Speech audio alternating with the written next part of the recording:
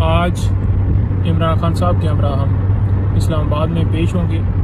वहाँ पर 3 मुकदमात anti terrorism court के अंदर लगे हुए हैं, जो कि जिनमें सिर्फ़ और सिर्फ रोल ये है कि इमरान खान साहब की माँ के ऊपर ये रोड ब्लॉक हुआ, ये ट्रैफिक ब्लॉक हुई, ये तोड़ फोड़ हुई, यानी कि मशवरे का रोल है। उसके अलावा 6 मुकदमात तैर सिपरा साहब के पास लगे हुए हैं, जो कि डिस्ट्रिक्ट कोर्ट के अंदर हैं, और उनमें भी सेम यही रोल है, जिसमें एक तोशाखाना की FIR भी है और आज तोशाखाना का ट्रायल भी है आज।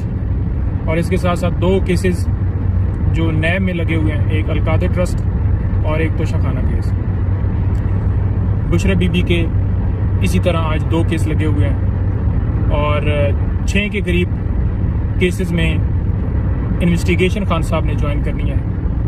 पुलिस से मुसलसल पिछली डेट से हम राब्ते में हैं, लेकिन अभी तक हमें टाइम नहीं दिया गया।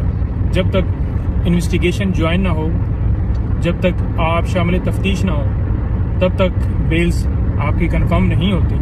तो इसलिए इन्वेस्टिगेशन पुलिस के पास जाके ज्वाइन करना बहुत ज़रूरी है।